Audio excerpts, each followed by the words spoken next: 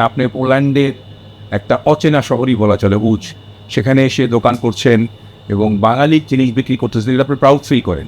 জি অবশ্যই আমি proud feel করি, বিকজ আমি আমার দেশের মানুষকে দেশি স্বাদ প্রোভাইড করতে পারতেছি।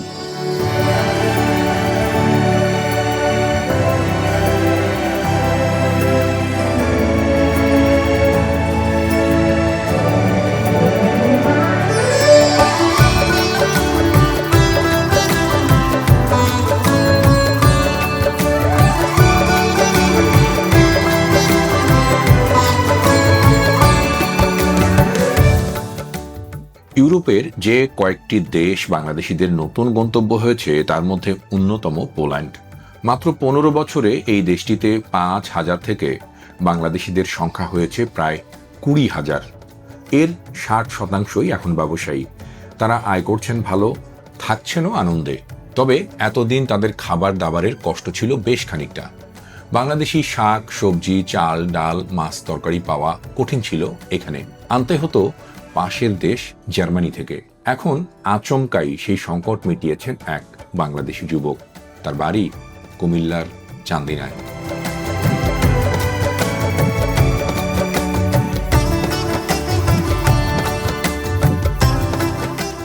এই আলামিন নিজেও একসময় ছিলেন কাবাবের দোকানের কর্মচারী, থাকেন উজ শহরে। পোল্যান্ডের এই শহরে এখন বেশি বাংলাদেশি, কেউ কারখানা কর্মী, কেউ রেস্টুরেন্টে কাজ করেন। তো আলামিন নিজের খাবারের কষ্ট থেকে বাংলাদেশি পণ্যের দোকান করার চেষ্টা করছিলেন বহুদিন ধরে। বছর দুয়েক হলো তার সেই স্বপ্ন পূরণ হয়েছে। বাংলাদেশে অনেক জিনিস তো বিক্রি করছেন ইউরোপের একটা ছোট্ট শহরে এসে, কিরকম লাগে আপনার অনুভূতি কি? আমরা খুবই আনন্দিত, মানে আমরা বাংলাদেশি প্রোডাক্টটা আমাদের বাংলাদেশি ভাই বোনদের কাছে পৌঁছে দিতে পারতেছি। আমাদের মাধ্যমে ওনারা পাচ্ছেন জিনিসটা, এটা সার্ভিসটা প্রোভাইড করতে পারে, আমরা খুব হ্যাপি। আমাদের এখানে বাংলাদেশি সব ধরনের সবজি, ফল, মশলা, মাছ, তারপর হচ্ছে আপনার বিভিন্ন ধরনের বাংলাদেশি স্ন্যাক্স, বিস্কিট, শুটকি, ভিন্ন আইটেমের ভিতরে সব কিছুই বাংলাদেশি আইটেম, আমাদের সব কিছুই অ্যাভেলেবেল থাকে। বাংলাদেশের প্রোডাক্টগুলো আসলে আমরা সরাসরি পোল্যান্ডে ইম্পোর্ট করতে পারি না, এটা একটা আমাদের জন্য কষ্টসাধক ব্যাপার। আমাদের জিনিসগুলো সোর্সিং করতে হয় জার্মানি, ইতালি অথবা ফ্রান্স, পর্তুগাল, যখন যেখানে ভালো অ্যাভেলেবেল পাওয়া যায়। তো একটু তো অবশ্যই কস্টিং বেশি, কারণ আমি জার্মানি থেকে জিনিসটা নিয়ে আসতে আমার অনেক ট্রান্সপোর্ট খরচ হয়, এই কস্টটা আবার কাস্টমারের এক্সট্রা বেয়ার করতে হয়। সরাসরি আনতে পারলে জিনিসটা কম খরচে কাস্টমার পাইতো, সেক্ষেত্রে আরও মানুষ বেশি কেনার জন্য আগ্রহী।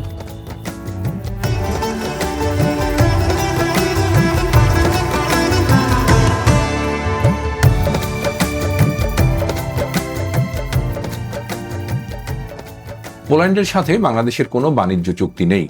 আমরা সরাসরি আমাদের পণ্য দেশটিতে নিতে পারি না। আমাদের দেশ থেকে প্রাণ, স্কয়ার, বিটি ফুড, খড়ের বাজার সহ বিভিন্ন কোম্পানির উৎপাদিত পণ্য সরাসরি রপ্তানি হয় জার্মানি কিংবা ইতালিতে। সেখান থেকেই এসব যায় পোল্যান্ডে।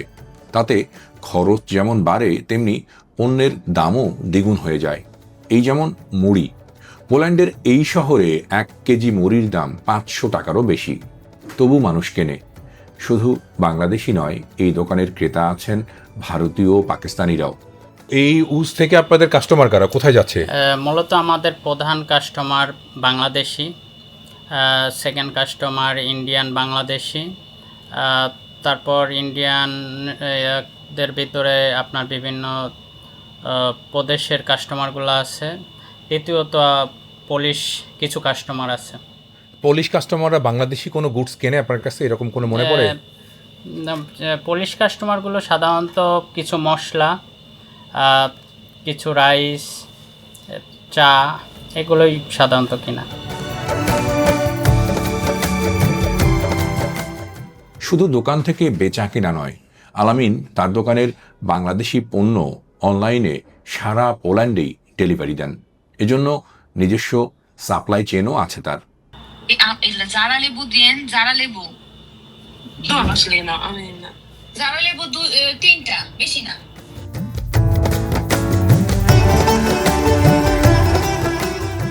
এটি শুধু ব্যবসা নয়, একটি দেশপ্রেমও। আলামিনের এই দোকান পুরো পোল্যান্ডে বাংলাদেশকে পরিচিত করছে, বাংলাদেশি পণ্যের কদর বাড়াচ্ছে। এখানে যেমন প্রবাসী বাংলাদেশিরা তাদের শখের ইলিশ মাছ, চিংড়ি, শুটকি, পাবদা শিং মাছ এমনকি মুড়ি চানাচুর আচারও পাচ্ছেন। এসব খাবার কিনে ভিনদেশিরাও তার স্বাদ নিচ্ছেন, নতুন ক্রেতা হচ্ছেন।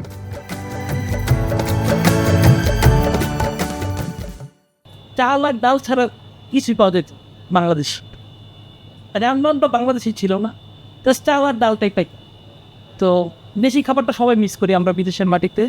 তো সেটাই ক্ষুদ্র প্রচেষ্টা মানুষের নিজের কষ্টটা বুঝে তারপরে আপনি অন্যের কষ্ট মেটানোর জায়গায় গেছেন। জি।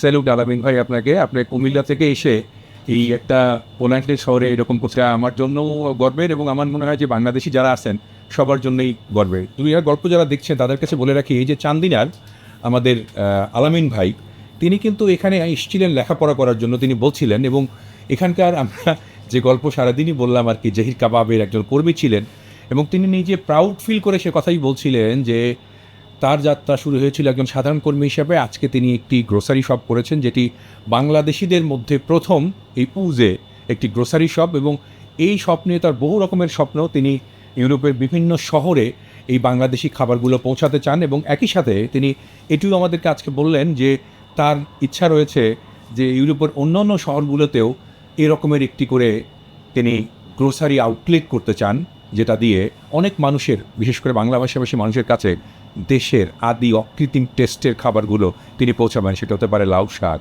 লাউ, চিংড়ি মাছ, শুটকি মাছ, নানা রকমের খাবার আর কি। তো আমাদের আনন্দের, গর্বের এবং খুশির সংবাদ এটি যে আমাদের বাংলাদেশি মানুষেরা পৃথিবীর যে প্রান্তেই যান, যেখানেই যান, সেখানে নিজেদেরকে একটা কর্মবীর হিসেবে প্রতিষ্ঠা করেন।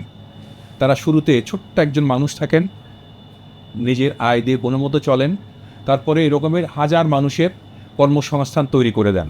ছোট থেকেই আসলে অনেকেই বড় হয়, আবার অনেকে অনেক চেষ্টা করেও নিজের গন্তব্যে পৌঁছাতে পারে না। কিন্তু আমাদের এই চান্দিনার আলামিন ভাই প্রমাণ করেছেন, মানুষ চেষ্টা করলে, কষ্ট করলে, পরিশ্রম করলে জীবনের লক্ষ্যে পৌঁছাতে পারেন। আমরা আজকে আমাদের এই দুনিয়ার গল্প থেকে তার জন্য শুভকামনা করব, এবং এই রকমের সংগ্রামী মানুষেরাই কিন্তু আমাদের বাংলাদেশের রত্ন, বাংলাদেশের অ্যাসেট, যারা কিনা বহির্বিশ্বে, বিশেষ করে উন্নত দেশগুলোতে বাংলাদেশকে রিপ্রেজেন্ট করছেন এবং আমাদের গর্ব ছড়িয়ে দিচ্ছেন।